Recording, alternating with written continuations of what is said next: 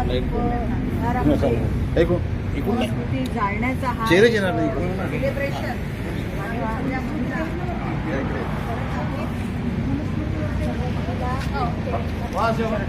आम्ही सगळ्या महिला आहोत. आज आम्ही हा कार्यक्रम या इथे करत आहोत. ही जी मनुस्मृती आहे, जी मानव जातीला शर्मेने जगणारे लावणारी गुलामगिरीमध्ये टाकणारी मनुस्मृती आहे. फार मोठा आणि मुक्तीचा दिवस डॉक्टर बाबासाहेब आंबेडकरांनी आम्हाला दिलेला होता. 25 तारीख होती 1927 मध्ये हा दिवस डॉक्टर बाबासाहेब आंबेडकरांनी उजाळला आणि अशी ही पहाट डॉक्टर बाबासाहेब आंबेडकरांनी आम्हाला दिसला पाहिजे मनुस्मृती समोरून घ्या व्हिडिओ दिवस खाली टाकण्यासाठी सर्वांचे फोटो आले पाहिजे. मुक्तीचा मार्ग डॉक्टर बाबासाहेब आंबेडकरांनी आम्हाला दिला. टाका.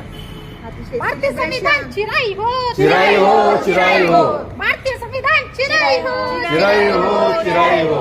मनुस्मृती मुर्दाबाद, मुर्दाबाद, मुर्दाबाद. मनुस्मृती मुर्दाबाद, मुर्दाबाद, मुर्दाबाद. आणि सामूहिकरित्या या मनुस्मृतीची प्रत आज आम्ही इथे जाळत आहोत. आमचा मुक्तीचा दिवस, मानव मुक्तीचा, इव्हन महिलांचा तर आहेच, पण संपूर्ण मानव जातीचा सुद्धा दिवस आहे. माझा हा सुंदर असा हा सेलिब्रेट करण्याचा हा दिवस आहे. इकडे चढताना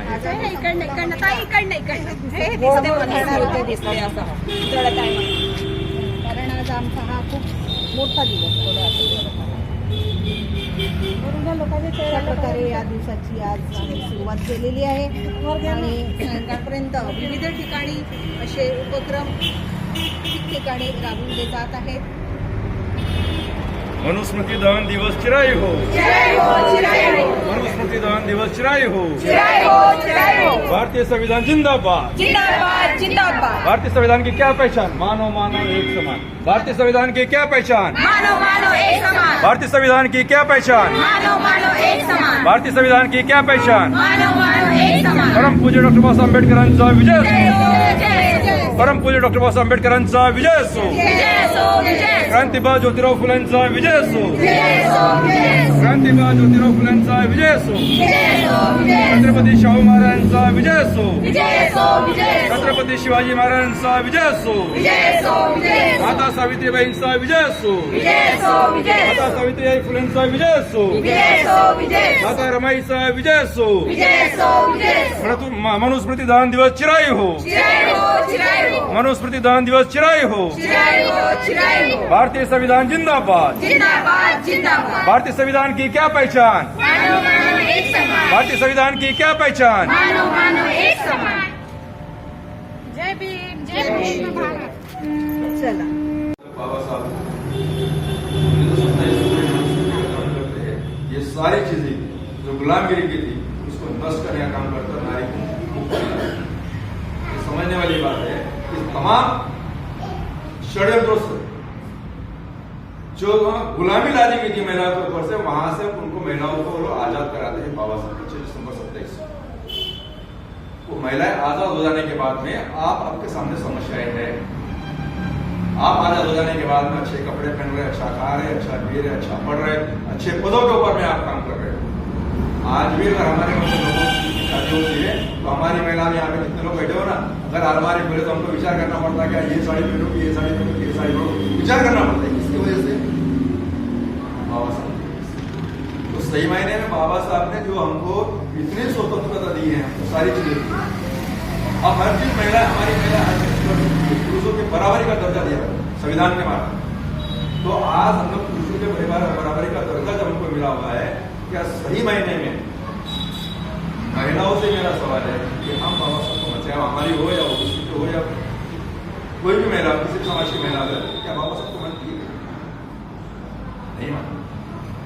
अगर हम दूसरों को छोड़ भी दें तो हमारी महिलाओं के ऊपर हम अगर मैं समस्या का प्रश्न करता हूं कि हमारी महिलाएं जो आज अपने आप को बहुत कहती है, सही में बाबा साहब को मानती है क्या? हमारे लिए क्या? जब अगर तुम मानते हो बाबा साहब को, तो बाबा साहब का कोई दिन आता है, बाबा साहब का अपना कोई धर्म का कार्यक्रम होता है, वहाँ पे महिलाओं को उपस्थित होती है। लेकिन आज हम यहाँ पर हम कार्यक्रम कर रहे हैं, यहाँ पर हमारी कितनी महिलाएं धर्म के संस्कार जानने के लिए आती है, समझने के लिए आती है। उस धर्म जो धर्म बाबा साहब ने हमको 14 दिया था, उसके अनुसार आचरण करने के लिए हमको सीखे और उस अनुसार हम लोग आचरण करें। ऐसा आज भी हमारे महिलाएं करते हुए नजर नहीं। अगर आज नामकरण करना हो तो भी कर्मकांड होता है, शादी ब्याह हो तो भी कर्मकांड होता है, और मनुष्य मर गया हो तो भी कर्मकांड होता है। हम बौद्ध धर्मानुसार हम लोग आचरण कर रहे हैं क्या? आज हमारे सामने कितने साल हो चुके हैं, लेकिन आज भी हम लोगों को बाबा साहब ने सारी चीजें हमको तो मुक्ति दिला दिया है। लेकिन बाबा साहब ने 1456 को जो धर्म हमको दिया, जो जवाबदारी हमारे ऊपर में डाली है, क्या उस जवाबदारी को हम सही तरीके से निभा रहे हैं? ये हमारे सामने प्रश्न है। और ये जवाबदारी जिस तरीके से बार बार ये कहा जाता है कि बाबा साहब ने महिलाओं को, मैंने सभी जंजालों से मुक्त किया है, बाबा साहब ने आपको बराबरी का दर्जा दिया है। जब पुरुषों के बराबरी का दर्जा आपको मिला हुआ है, और बाबा साहब महिलाओं के ऊपर में विश्वास रखते हैं कि मुझे हमारी महिलाओं के ऊपर में विश्वास है कि वो पूरी मूवमेंट की दिशा को सही दिशा के ऊपर ला सकती है, इतना विश्वास आपके ऊपर में बाबा साहब ने करा रखा हुआ है। क्या सही मायने में, मैं आज किसी मूवमेंट की बात नहीं करूंगा, मैं सिर्फ ये कहना चाहता हूँ बाबा साहब ने जो धम्म दिया है उस धर्मानुसार हमारी महिलाएं भी आज आचरण करती है क्या, ये समस्या भी हमारे सामने है। क्योंकि आज हमारी महिलाओं ने अगर आचरण किया होता बहुत धर्मानुसार, तो आज हमको लोग बहुत बोल के पहचानते, आज हमको बहुत बोल के पहचानते। लेकिन 67 साल हो चुके, आज भी हमारी आइडेंटिटी, हमारी स्वतंत्र पहचान इस देश के अंदर में हम निर्माण नहीं कर सकते। ये शोकांतिक है। आज अगर कोई अन्याय होता है हमारे लोगों के ऊपर में, तो पेपर में मीडिया वाले बहुत षड्यंत्र पूर्वक दलितों के ऊपर में अन्याय होता। बाबा साहब ने हमको बताया था कि हमें बौद्ध बनना है, स्वतंत्र बौद्ध समाज की निर्मित करना है। अगर बौद्धों के ऊपर में अन्याय होता होगा तो पूरे बौद्ध राष्ट्र आपकी मदद के लिए खड़े हो गए, ये सोच बाबा साहब की थी। लेकिन यहाँ पर तो हर जगह दिखाया जाता है कि दलितों के ऊपर में अन्याय हो। दलित को आज हम लोगों ने हमारे, आज मुस्लिमों में भी कई पंथ है, लेकिन अगर उन पर अन्याय होता है उनका पंथ का उल्लेख होता है क्या? नहीं। मुस्लिमों को अन्याय हो रहा है ये बताया जाता है। ओबीसी शूद्र है, शूद्रों पे अन्याय हो रहा है ऐसा बोला जाता है क्या? नहीं। हिंदुओं पे अन्याय हो रहा है। हमारे ऊपर में अन्याय जब होता है तो दलितों के ऊपर अन्याय हुआ ऐसा क्यों कहा जाता है? बौद्धों पे अन्याय हुआ ऐसा क्यों नहीं कहा जाता है? यहाँ के ब्राह्मणवादियों को ये डर है इस बात का। अगर बौद्धों का, बौद्ध नाम का अगर हम लोग उल्लेख करते हैं, बौद्ध समाज के ऊपर में अन्याय होता है, तो तमाम बौद्ध राष्ट्र यहाँ के बौद्धों को मदद के लिए खड़े हो जाएंगे, और फिर यहाँ के ब्राह्मणवादियों की हालत क्योंकि वो दबाव यहाँ के भारत सरकार के ऊपर में आएगा कि यहाँ के भारत में रहने वाले बौद्धों के ऊपर में अन्याय हो रहा है, तो तमाम बौद्ध राष्ट्र भारत सरकार के ऊपर में दबाव डालेंगे और हमको इन लोगों को न्याय देना पड़ेगा। ये डर यहाँ के जातिवादी हमको ये समझ लेना इस बात को कि हमें बौद्ध क्यों नहीं बनने दिया जाता। बौद्ध हमारी मानसिकता होनी चाहिए बनने की। लोग क्या षड्यंत्र करते उसको छोड़ो, क्या षड्यंत्र करते उसको छोड़ो, लेकिन हमें बौद्ध बनना है। ये बात हमने अपने मन में गांठ बांध देनी चाहिए। आज का दिन में हमको संकल्प करना पड़ेगा कि हम लोगों को बौद्ध बोलकर जीना है, बौद्ध बोलकर मरना है, उस संस्कृति को हमको अपनाना है।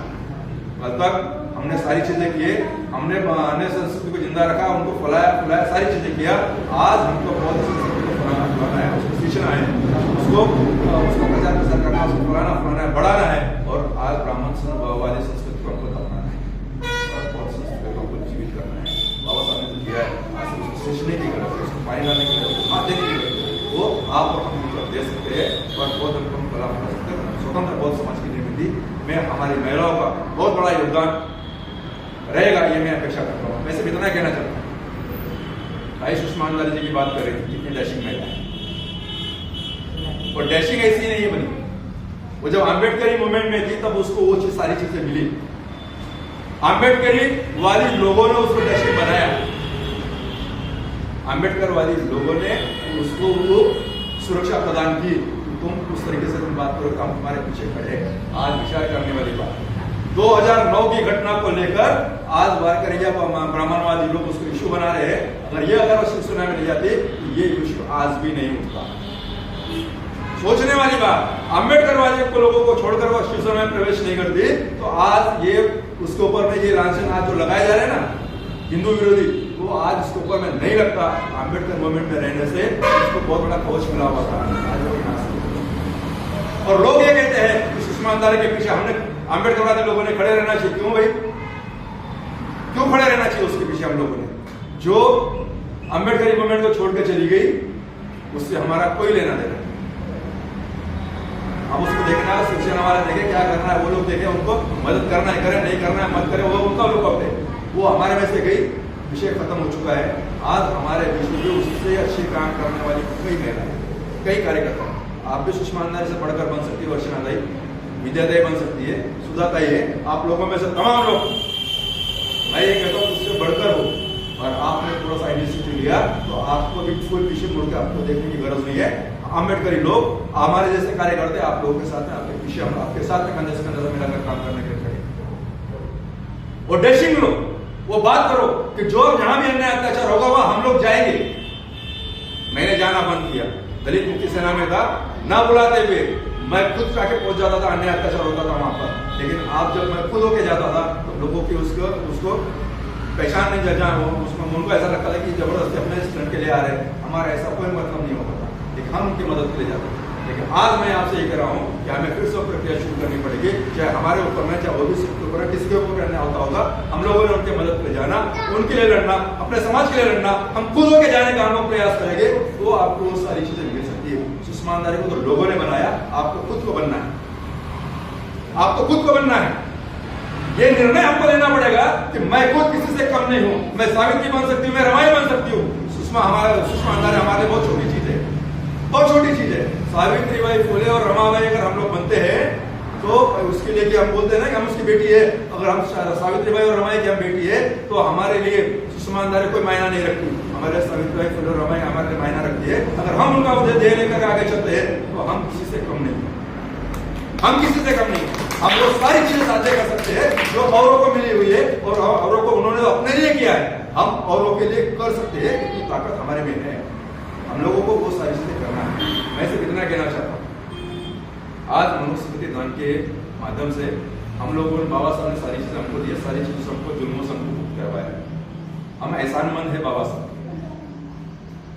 हम एहसानमंद। आप लोगों को कोई अधिकार नहीं था, आप पढ़ लेना, नहीं पढ़े हो किताब चाहिए तो हम अवेलेबल करा देंगे, आप उसको पढ़ लो, एक बार समझ लो कि बाबा साहब ने क्या चीज किया, किस जुल्मों से हमको मुक्त करवाया, आज किस तरीके से हम लोग जी रहे हैं। वैसे इतना कहना चाहता हूँ, बाबा साहब ने तो सारी चीजें कर दिया, मनुस्मृति चला दी, अपने मन में जो विकार है।